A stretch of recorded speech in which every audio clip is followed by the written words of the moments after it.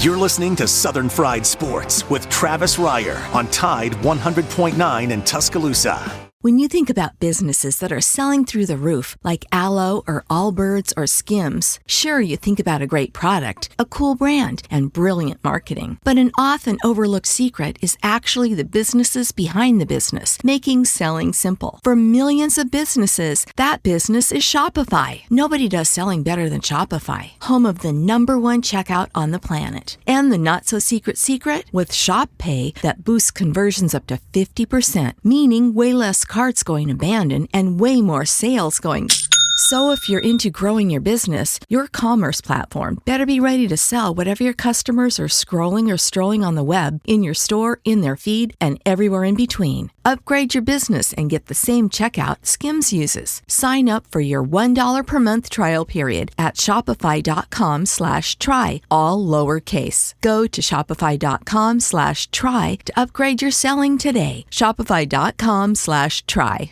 Is Southern Fried Sports with Bama Online senior analyst Travis Reier on your home for Alabama sports. Tide 100.9 and streaming on the Tide 100.9 app.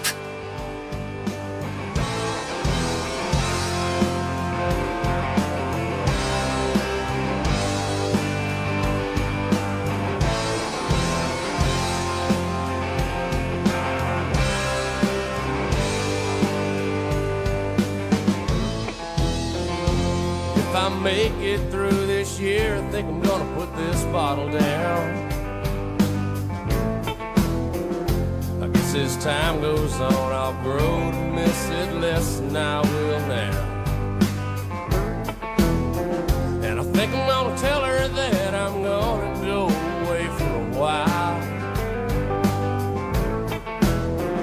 till I can get this demon out. It is 11 a.m. on a Monday morning. It is time once again for Southern Fried Sports on your home for University of Alabama Athletics, Tide 100.9 FM. Travis Reier, senior analyst for BamaOnline.com, with you each and every weekday morning from 11 a.m. until noon. The show, as always, brought to you by Peterbrook Chocolatier out there at 1530 McFarland Boulevard North in the Indian Hills section of Tuscaloosa.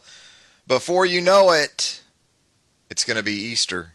That's right, Easter right around the corner. And just like with Valentine's Day, just like with Christmas, just like with the Thanksgiving holiday, no better place to take care of those special treats than right there at Peterbrook Chocolatier, 1530 McFarland Boulevard North. Joined on the program by the executive producer of Southern Fried Sports, Jacob Harrison, who together we combine to form the 60-bit of Sports Talk Radio. Jacob, how was your weekend, my man? Pretty good. Had to do a lot of cleaning up because we're getting ready to move 2 doors down in the same apartment complex. But other than that, man, pretty chill. You know, I don't know if there's anything more stressful ever than moving. And I understand what you just said about moving 2 doors down. It doesn't matter. I don't care if you move 1 door down. Moving has got to be the most stressful thing that we endure in a lot of instances. And then it also can put stress on friendships, right? Because you need to dial up your bros or your pals. You could use an extra strong back or two. And, boy, nobody likes answering that call, it seems like. Hard to find. That's when you find out who your really good friends are, Jacob, when it comes time to move. Well, see, and now all my friends, have to go cover baseball and softball this weekend. Yeah, they're so working. it's going to be rough. And you're absolutely right, though. And, my wife and I have moved around a lot, but we've lived in this one apartment for about 2.5 years now. So now it's to the point of we don't know what to pack and what to just carry over there, and that is the most stressful part about the whole situation. The stuff, the accumulation of stuff. Yeah, that's what really takes it to another level, no doubt about that. We got a lot of stuff to talk about on a Monday edition of Southern Fried Sports. Winners and losers, as we like to do here on the Monday edition of the program. I'll tell you what, Jacob. Not many losers when it comes to University of Alabama athletics over the weekend, huh? I mean, Whether you want to talk baseball, whether you want to talk softball, whether you want to talk men's and women's basketball, gymnastics might have had the most impressive performance of the weekend, especially when you consider who was on the other side of the mat with a season-high score in that meet with LSU in town for the Power of the Pink meet on Friday night. You can throw a rock and hit a winner around Bryant Drive right now, I think. It's a big weekend overall for Alabama Crimson Tide sports, though, and this is what Alabama fans kind of expected too, was to be absolutely dominant in every single sport. It's kind of built up to that, and now with Nate Oates and Brad Bohannon kind of bringing those programs up, it's a fun thing to see. It's the best time in the world to be an Alabama fan. It's hard to argue with that. And when you made the shift to Greg Byrne as your athletic director nearly 4 years ago, that exactly what Jacob just said. That was kind of the expectation, was that football certainly is the cruise liner of the boats, but you get the tide, the Crimson Tide rising in football. It should rise all boats, and that is exactly what we're seeing now. Look, for some of these programs, this is nothing new. This isn't a football effect for softball. We know during some very lean years in some other sports of note in the athletic department, softball was the beacon, the shining example of what you wanted the rest of the department to be. The same for gymnastics. But you are seeing it more so across the board, and certainly men's basketball with another important win. I won't say it was a pretty win. They're not all going to be aesthetically pleasing, okay? They're not all going to be 115 to 82. It's not going to be that way every Saturday. Some Saturdays, some midweeks, you're going to have to muddle through. You're going to have to win almost in spite of yourself, especially when the identity of your club is not coming through to the extent that you would like, and that was the case for Alabama against Vanderbilt on Saturday afternoon at Coleman Coliseum. Crimson Tide guts out a 4-point win over the visiting Commodores. This despite shooting just 25.6% from three. Took 39 threes. Hey, it wasn't for a lack of trying that Alabama wasn't very good behind the three-point line. They kept getting them up. Made just 10 of 39. You got just 14 combined points from Herb Jones and John Petty. It was senior day, so you had an interesting starting lineup. Good for those folks. But you get a skewed bench points line because Jaden Shackelford actually came off the bench with it being senior day, and he picks up the slack. And that's what you have to do to go deep in the NCAA tournament. You can't just be one or even two guys. You got to have a third, fourth, maybe even a fifth guy that can carry you a little bit when needed. And that was Jaden. 27 points. He too struggled from behind from the three. Just 1 of 9. But what was he? 9 of 11 from everywhere else. 9 of 12 from 2 in the game. Has that two-way ability, both as a driver and as a shooter. Can beat you in transition. Javon Quinterly goes for 15 off the bench, and you get it done down the stretch with Herb Jones fouled out.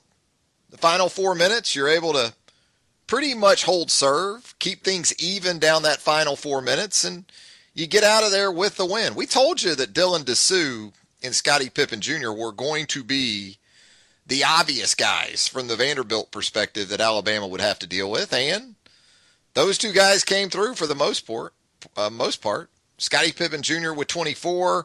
Dylan Dessou, another monster game. He had a monster game against Kentucky midweek last week. I think it was 26 and 19 against Kentucky. Yeah, 29 and 16 against Kentucky midweek last week. He goes for 17 and 15 on Cerity. And then they get 18 from Evans, another guard. And there you got yourself a 4-point game. Alabama did a decent job of taking care of the ball in the game and got 20 points from the free throw line, so that'll work. Keep the turnovers down, get to the free throw line. Percentage from the free throw line was pretty average, right around 70%, but you get 20 points from there. And so Alabama now at 18-5 in the league, 13-1 in league play. Magic number is 1. Fun trip. We've been talking about this Arkansas trip for a couple of weeks now, and what you really wanted to do was minimize the importance of it by the time it got here in terms of the SEC regular season championship race, and I'd say Alabama has been successful in doing that. Regardless of what happens Wednesday night at Bud Walton Arena in Fayetteville, you're still only going to need one more win, or really, I would think, one more Arkansas loss. Yes, LSU's in that mix too, at with 4 losses, 3 back in the loss column. But seems like an inevitability at this point for the Alabama men's basketball team. Also, Alabama women's hoops, a winner on Sunday. The Crimson Tide completes a season sweep of once mighty Mississippi State. Alabama women now 15-6, 8-6 in the league after that win over the Bulldogs, and a lock at this point to make the NCAA tournament on the women's side.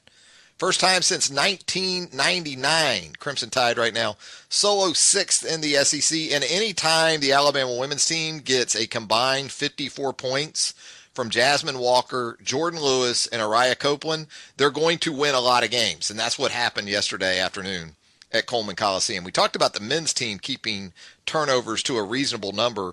9 turnovers for the Alabama women yesterday, 20 assists. You'll take that. You'll take that assist-to-turnover ratio all day long. Baseball completes a 3-game season opening sweep over McNeese State at the Joe over the weekend. Connor Prelip does what Connor Prelip does on Friday afternoon or Friday night, whichever it may be. 8 strikeouts, no runs allowed. 5 innings of work for the Crimson Tide ace. Good stuff offensively from Zane Denton. Corner infielder goes 7 of 12, 2 home runs, including a walk-off on Saturday. 5 RBI for Denton over the weekend. Owen Diodati, the Canadian, 6 RBI in that series sweep of McNeese. Peyton Wilson, another Wilson, man. All those Wilson brothers in the University of Alabama. John Parker, Ross, Peyton. I like Peyton Wilson because he gives his baseball team a lot of flexibility right up the middle in his ability to play center field, play second base, frees Brad Bohannon up to do some different things, figure some things out, maybe at shortstop, even at second. But Peyton Wilson at the top of that lineup with a big weekend for the Alabama men's, well, for the Alabama baseball team. 205-342-9904. Some other topics that we'll get into on this Monday edition of Southern Fried Sports. We'll get into a little Alabama softball as we move along as well. 2 wins over LSU that won't go on the conference ledger for Patrick Murphy's team, but very impressive nonetheless because we are talking about an LSU team that is top 10 in the country. Kaylee Towle. Have a weekend, Kaylee. It was more like Kaylee Wow in the 4 games of the Bama Bash. 11 of 14 and 9 RBI for Kaylee Towle. Just go 786 for the 4 games from the plate. 7 runs. Alyssa Brown, table setter, whether you utilize her at the top or the bottom of the lineup. 6 for 10, 5 runs on the weekend. Bailey Dowling, the freshman shortstop. She looks like the next big thing for Patrick Murphy's team. Bailey Dowling, 5 for 13, 3 doubles, her first career home run, I believe, over the weekend. 7 RBI. And then Lexi Kilfoyle, all this pitching depth that Murph's got. Montana Fouts kind of worked her way through a performance yesterday in which Alabama ended up ochoing. It used to be called diming. You know, there was a 10-run rule that you had. Maybe you remember even in Little League Baseball. But even in softball, you would dime teams. You 10-run them. Well, now you ocho them. It's an 8-run rule. And Alabama was able to do that to LSU yesterday. But Lexi Kilfoyle in the circle for Alabama over the weekend, 2-0, 0.64 ERA and 11 innings of work, 6 strikeouts. Her second year, she is blossoming into one of the better, not just pitchers, she can hit too. But Murph's got a good situation offensively going right now, it looks like, with this team. Going to step aside for our first break. When we come back, I heard a rumor over the weekend. I'm going to ask Jacob Harrison for his thoughts on it. It is NFL, SEC football sort of related. Yeah, I heard a rumor. What about Deion Sanders, too? Maybe we'll talk some Deion. Our Coach Prime, as he is demanded to be referred to as the first-year head coach over there at Jackson State. We'll get into Deion's debut with JSU. Had a little bit of everything, it sounds like, over there in Jackson, Mississippi. And also, as we get later in the program, maybe we'll talk some safety position for Alabama football. Man, we're going to hit on all of it. On a Monday edition of Southern Fried Sports, more of the show presented by Peterbrook Chocolatier right after this.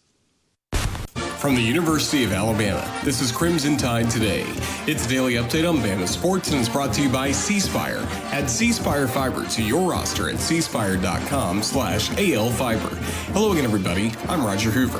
Alabama men's basketball celebrated Senior Day on Saturday with an 82-78 win over Vanderbilt in Tuscaloosa. Head coach Nate Oates met with the media after the win. Fortunate to get a win. Happy for the seniors on Senior Day to get the win.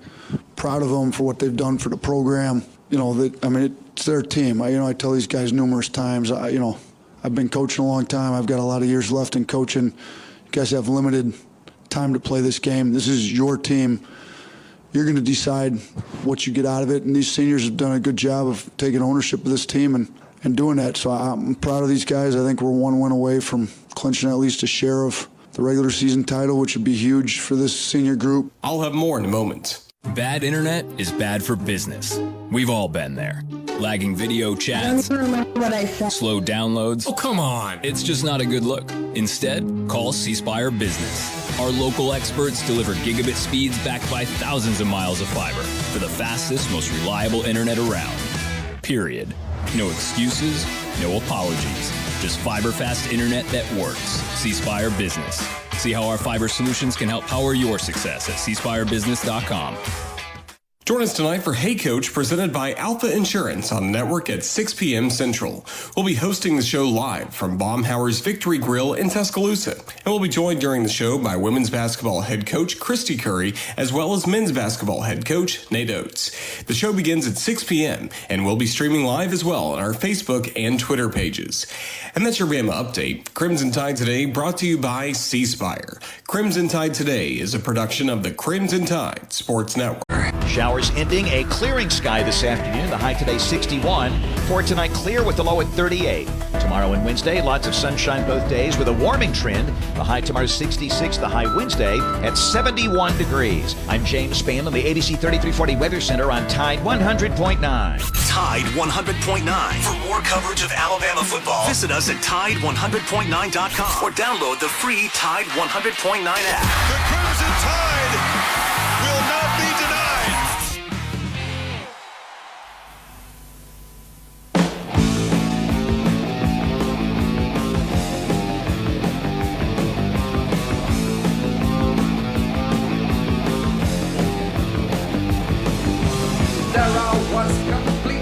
Wasting out of working down. All inside, it's so frustrating as a trip from town to town. Feels though nobody cares if I live or die. So I might as well begin to put some action in my life. I thought maybe Jacob Harrison at this point of the morning on a Monday might need a little juice, a little Judas juice, as in Judas Priest. I know Jacob likes his metal, so a Judas Priest Monday playlist dedicated to Jacob Harrison. How about that, Jacob? You like that? I appreciate that. Yeah, I played some Judas in Gary's show as well, so it's always a good way to start off a week is with some Metal Monday, man. Rob Halford and the boys. Legend. Yes, he is. We talked about Iron Maiden here in the last week or so. Part of my survival of my teenage years, Jacob, involved a couple of Judas Priest concerts, like 83 to 85, 83 to 86. Yes. Bruce Dickinson, Rob Halford. They were about as good as it gets. True heavy metal frontmen, you know? Yeah. Yeah, there you go. Range and talent. that has Absolutely. not been seen in a long time. No, I mean, vocally just incredibly dynamic for that genre. No doubt about it. 205-342-9904 is the Peterbrooke Chocolatier studio line. If you'd like to jump on board with us. Just released here in the last few moments, the Alabama men's basketball team now checks in at number 6 in your latest AP poll. So there you go. Highest AP top 25 ranking this late in a season since 2002, according to the Alabama men's basketball Twitter account. And of course, 2002, that Alabama Crimson Tide basketball team under Mark Godfrey won the regular season SEC title. So there you go. More good news for Alabama men's hoop. And it looks like Alabama men's basketball right now inching up that 2-seed line, venturing closer and closer to perhaps a 1-seed in the 2021 NCAA tournament. Big one Wednesday night. Big one Wednesday night as far as that goes. You win that one. You like your chances. You like your chances on the road at Mississippi State. But look, as we've talked about with this league throughout the year, who the heck knows at this point? We thought Ole Miss was playing great. Ole Miss was playing great. And then Ole Miss lays a basketball bowl egg on its home floor over the weekend to Mississippi State, who wasn't playing well at all. So who knows? But an interesting week coming up for Alabama men's hoops. Then, of course, you'll close things out at home with the Auburn Tigers, and then we'll find out. We'll see what happens with that Texas A&M game. But Alabama men's hoops up to number 6 in the Associated Press poll. I watched a little. I don't know if Jacob watched any of this. I watched a little of Deion Sanders and the Jackson State Tigers yesterday in their 53-0 win over Edward Waters College. And I watched it as much. What people don't understand, Edward Waters is an NAIA program located in the old hometown of Jacksonville, Florida. And I'm just going to give you sort of a perspective of where Edward Waters football comes from. You know, when you see them on your scroll there at the bottom of ESPN or ESPN2, and you're seeing the scores come across like Jackson State over Edward Waters. Where I went to middle school, one of the middle schools I went to anyway, in Jacksonville, was a middle school whose football field literally has been used by Edward Waters as its collegiate football field. So we're not talking about Nebraska 95 here with Ed Waters. But still, there was plenty of attention. How about Troy Aikman showing up? Showing up to wish his old Dallas Cowboy teammate Deion Sanders well there in the pregame. And then Deion postgame said his valuables were stolen during the course of the game. But then Jackson State officials counter that and say, oh, they were just misplaced. Everything's been found. Everything's good.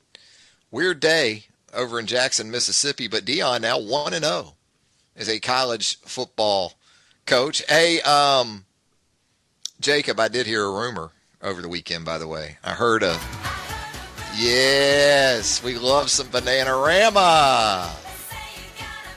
Yeah. I did hear a rumor. Ladies, I absolutely did. Let me ask you this, Jacob. If the Jacksonville Jaguars are going to sell a ton of Trevor Lawrence jerseys, how many Tim Tebow jerseys do you think the Jags could sell? Quite a few. I remember that being a very big thing when Peyton Manning was headed on out to the Old West.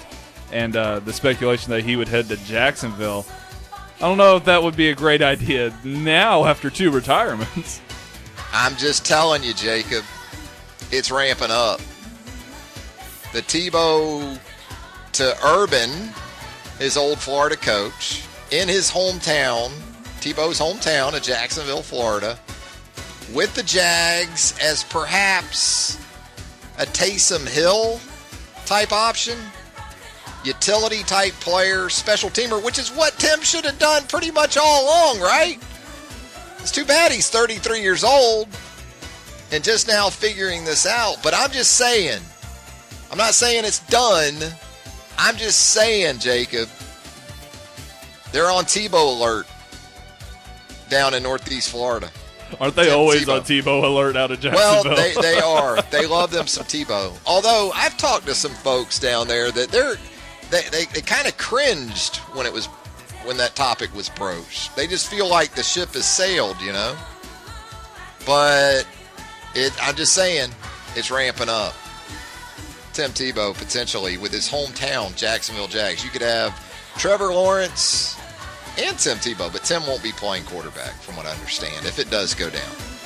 Just something to keep an eye on. You know what else you've got going on? This isn't a rumor, by the way, so we can, we love Bananarama, by the way, here on the program. Not a rumor, but now we've reached the point with transfers that we actually have transfer portal player rankings on 247sports.com. Pretty fun. Yeah, why not, right? I mean, you got so many of these guys in the portal. And we've talked about Dan Mullen before, and we've given Dan some grief for reeling in, like, the 13th ranked recruiting class and for the 2021 cycle, given his proximity to some of the very best talent in all of the country. But Dan continues to kill it, man, in the portal. And when you look at these recently released transfer ratings from 247sports.com, Dan's got the top two on the list right now. He's got Eric Gilbert, of course, the former LSU tight end who is making the jump to Gainesville, and DeMarcus Bowman, former Clemson running back. He checked in at number 2 in these rankings. So Gilbert and Bowman, 1-2, headed to Florida. And something I didn't realize when you look at Alabama's season opening opponent, the Miami Hurricanes, they have picked up a couple of big-time transfers. Tyreek Stevenson. This one I hadn't seen. I didn't realize that Tyreek Stevenson had left Georgia for Miami. And also Charleston Rambo, former Oklahoma Sooner wide receiver, is off to Coral Gables and Miami. So a couple of guys to keep in mind as we creep closer to that 2021 season opener in Atlanta, Georgia today, between the Alabama Crimson Tide and the Miami Hurricanes. Derek King, obviously, going to be a major storyline. Quarterback in general for that game, going to be a major storyline as we creep closer and closer to that matchup in his knee and where he's at in his recovery after sustaining a serious knee injury in the Sooners' bowl loss. We're going to head to another break. When we come back, I got another question. I got a lot of questions on this Monday. I got another question for Jacob Harrison because apparently it was a question that was asked of Devontae Smith, and according to this report, Devontae, when asked to make a call between Tua Tagovailoa and Mac Jones in talking with a club at the Senior Bowl, was definitive, boisterous in his answer to that question. Tua or Mac, according to Devontae Smith. We'll talk about that and more when a Monday edition of Southern Fried Sports right here on Tide 100.9 FM returns right after this. 30. You're listening to Southern Fried Sports with BamaOnline.com senior analyst Travis Reier on your home for Alabama sports. Tide 100.9 and streaming on the Tide 100.9 app.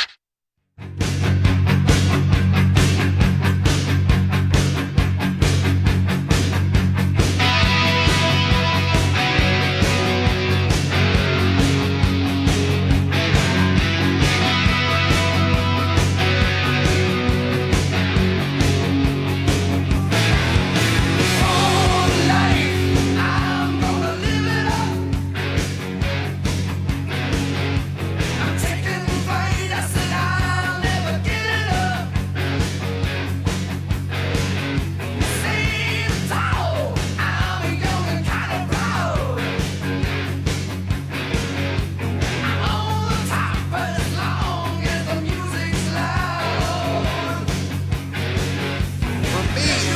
right here, if we're talking about awareness from the mainstream where heavy metal is concerned, that cut right there is top 5, I think. I think so. What say you, Jacob? I'm talking about not the hardcore metalheads, Jacob, but just as far as mainstream notoriety. Another one coming. Is that top 5 metal? Because I would think that a lot of bands only have like one. You know, like Metallica would have Enter Sandman, Ozzy would have Crazy Train, and if I had to give one to Judas, then it would probably be Living After Midnight. Living After Midnight would be up there. Headed Out to the Highway. That was the thing about Judas, man. They were not one-trick ponies at all. Not at all. Like when you had legit hard rock stations, terrestrial hard rock stations, you heard this one a lot in the 80s. Back in my day, Jacob. I'm going to go outside and start screaming at clouds here in a minute. Oh, gosh. Speaking of screaming at clouds, here's a topic that might get some folks to do that. Tua or Mac? And according to the Monday Morning Quarterback, an arm of Sports Illustrated, one club at the Senior Bowl asked Devontae Smith point blank that very question. Tua or Mac? And according to the Monday Morning Quarterback report, Devontae did not hesitate in going Mac Jones over Tua Tagovailoa. Mac over Tua, according to a source now. But it is an interesting debate, isn't it? And if you're Devontae Smith, from his perspective, you would think it would be the sort of question that you might not be as quick to respond, because of what we're talking about, 2nd and 26. The 2018 college football playoff game, but you won the Heisman Trophy, right?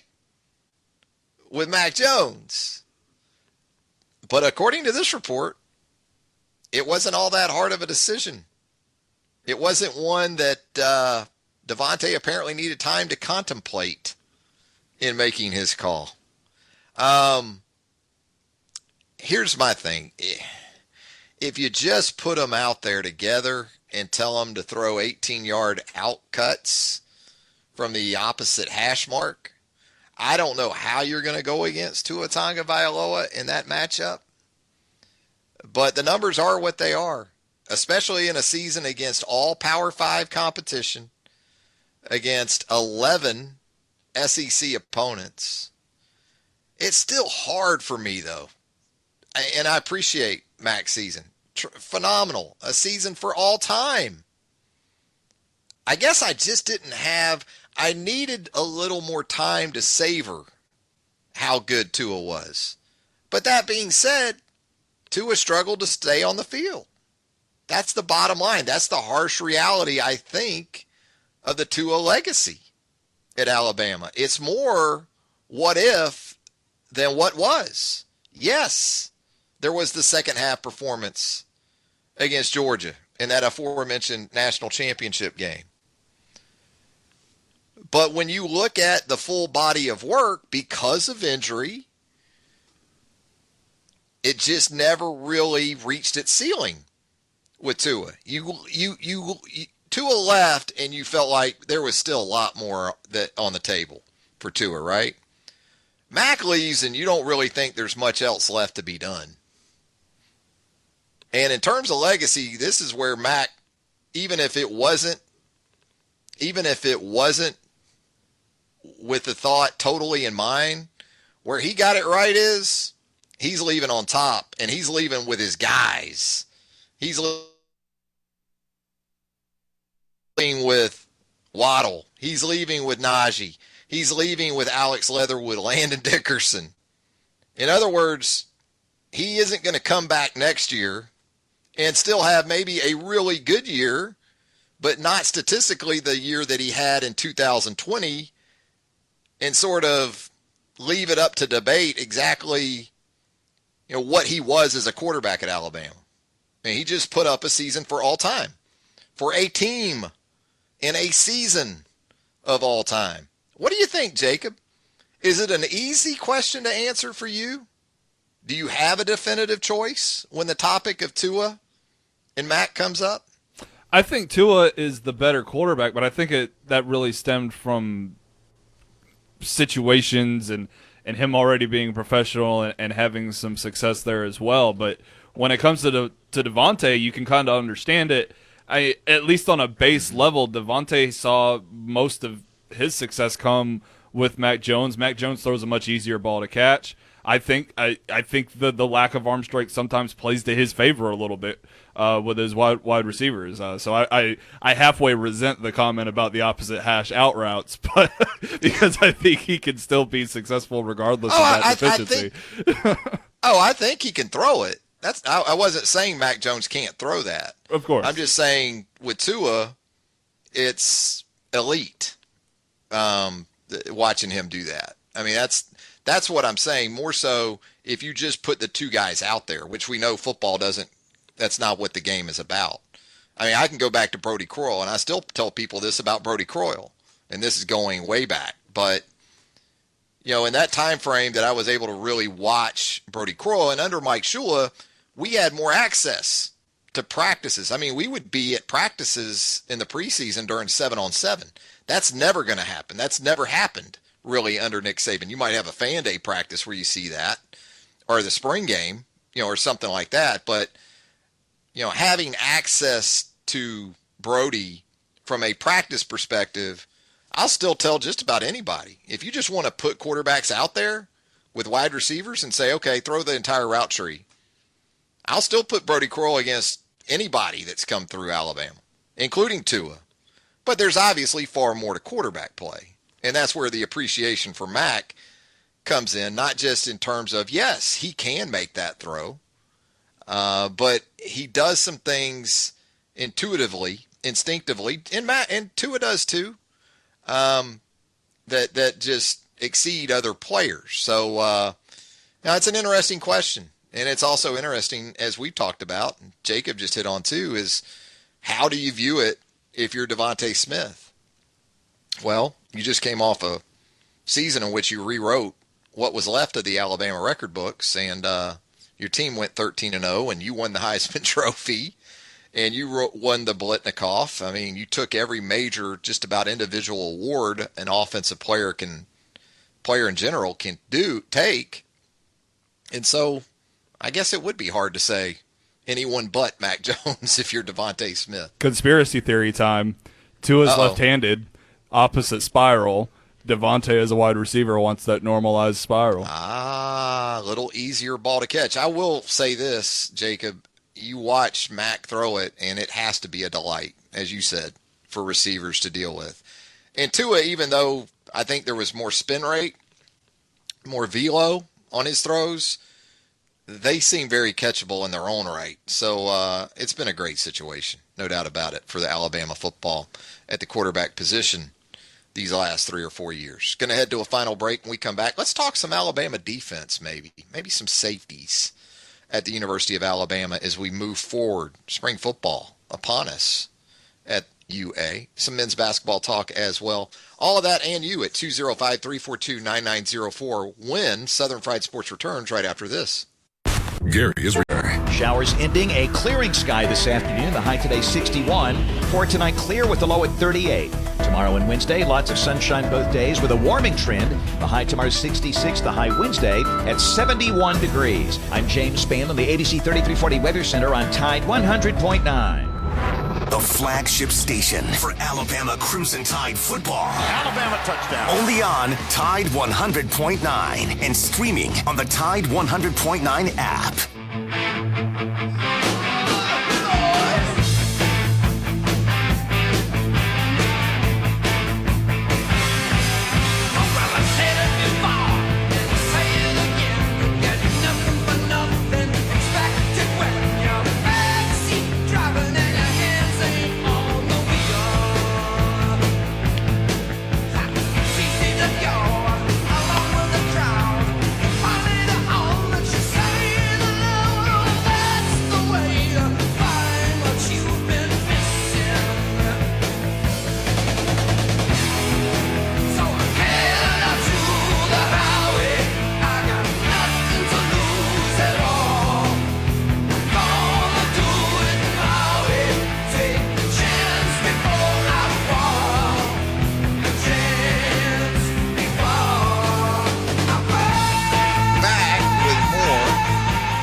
of a Monday edition of Southern Fried Sports right here on Tide 100.9 FM. Travis Schreier alongside executive producer Jacob Harrison with you each and every weekday morning from 11 a.m. until noon. The show, as always, brought to you by Peterbrook Chocolatier right there at 1530 McFarland Boulevard North in the Indian Hills section of Tuscaloosa. Jacob, the play of the Alabama safeties in 2020. How would you grade it? What type of evaluation would you give Jordan Battle, DeMarco Ellams, Daniel Wright, the youngsters, Malachi Moore, Brian Branch? They were pretty much almost exclusively sub-package guys. Malachi at the star, Brian Branch at money in the dime, but also, as we saw in the college football playoff, asked to pick up the slack left by the injury to Malachi Moore at the star position.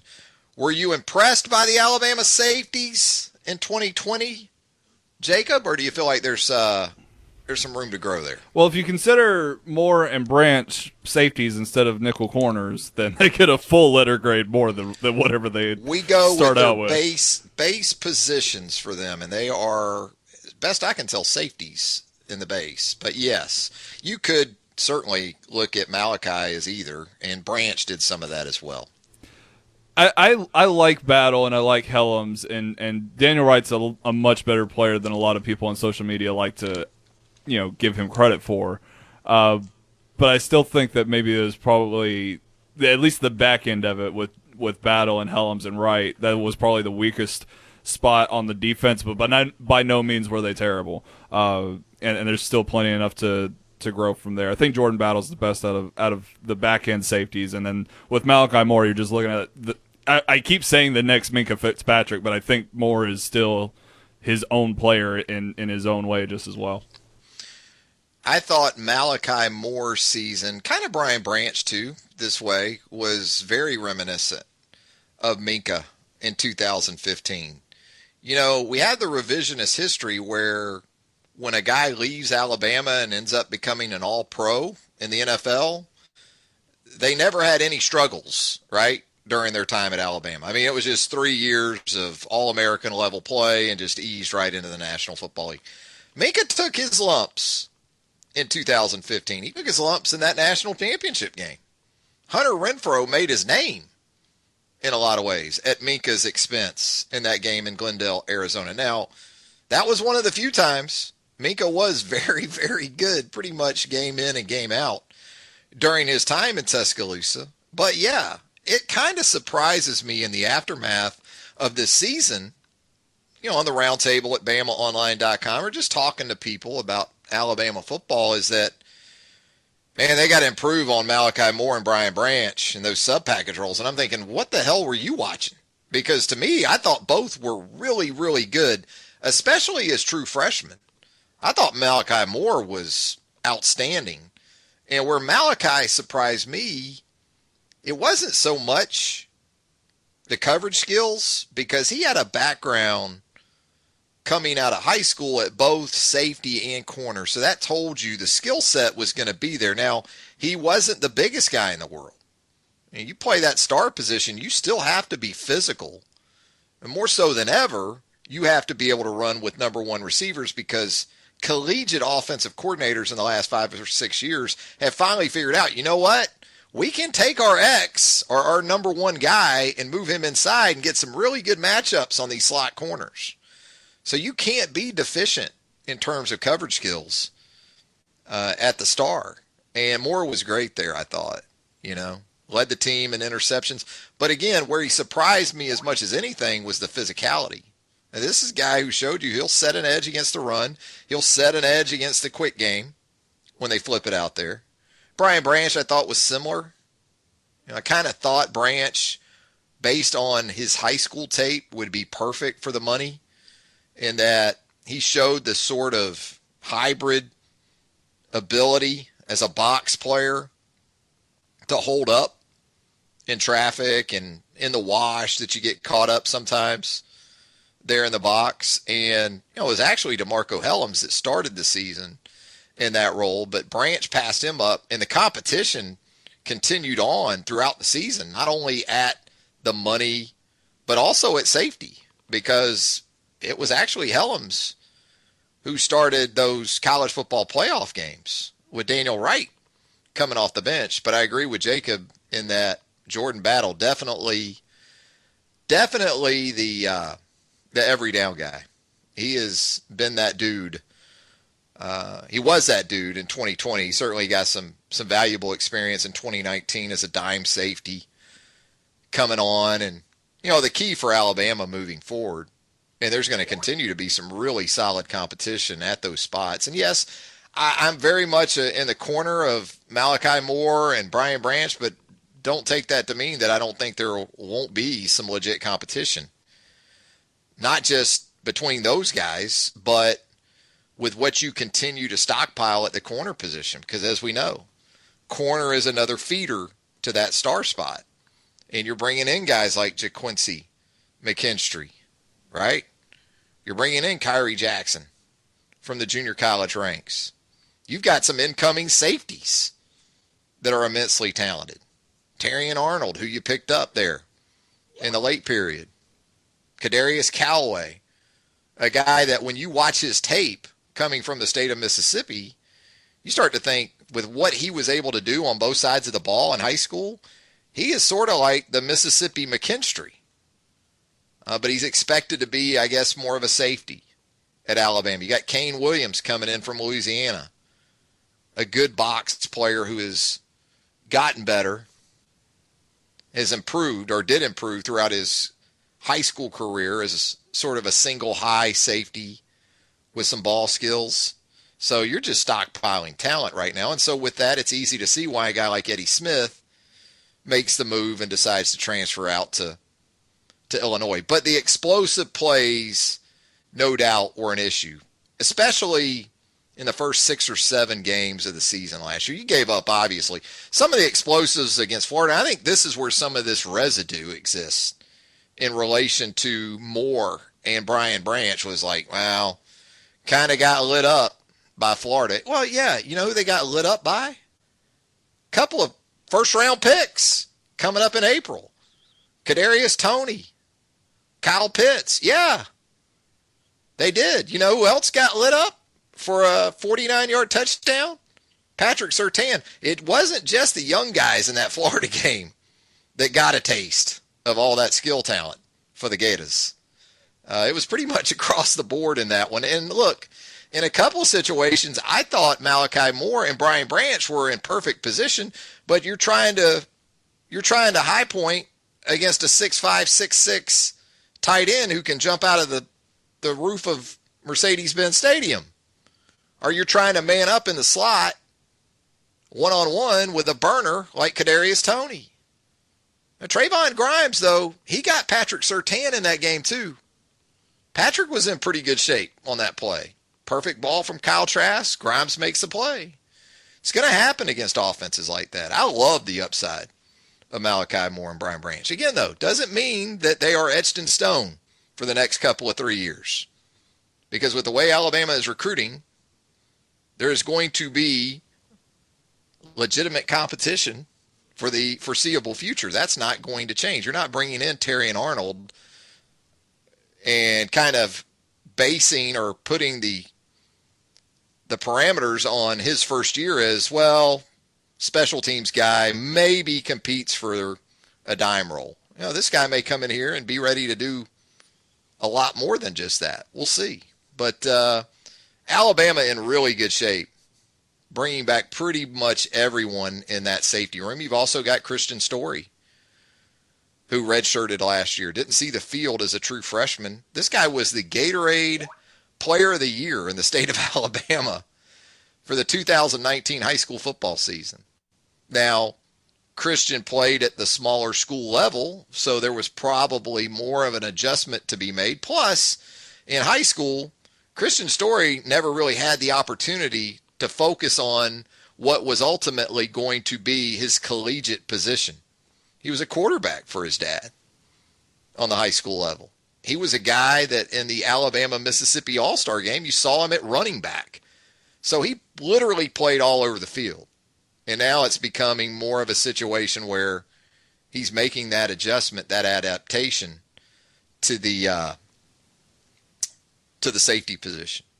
And, you got a new look in that secondary, more so at corner, with Carl Scott moving on to the NFL. I was talking to an NFL person, I guess you could say, in the last 3 or 4 days, and we got on the topic of Carl Scott and some of these guys. And the NFL person I was talking to was like, I don't see why any of these guys wouldn't make the jump to the NFL like Carl Scott did, just because of the demands from recruiting. So much more quality of life as an NFL assistant as compared to a collegiate assistant.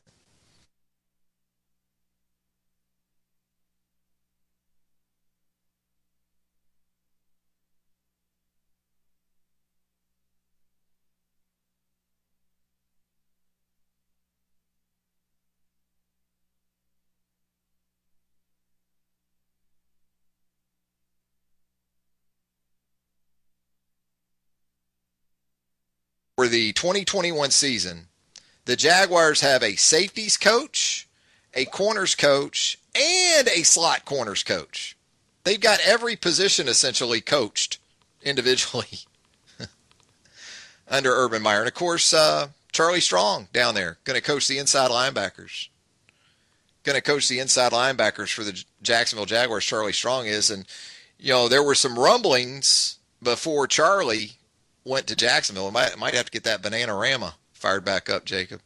There were some rumblings before Charlie went to Jacksonville that maybe Charlie was going to go on the field at Alabama with the linebackers, and perhaps Pete Golding would go to the secondary. We'll never know, though, because instead, Charlie Strong is now an assistant coach with his old Florida boss, Urban Meyer, down there with the Jacksonville Jaguars. So there you go. In the words of Paul Harvey, now you know the rest of the story.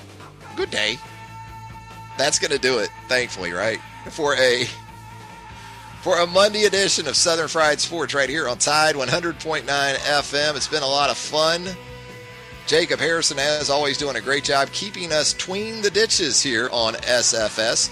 Your lunch whistle on a Monday. Southern Ale House, 1530 McFarland Boulevard North in the Indian Hills section of Tuscaloosa. You want to take care of that case of the Mondays.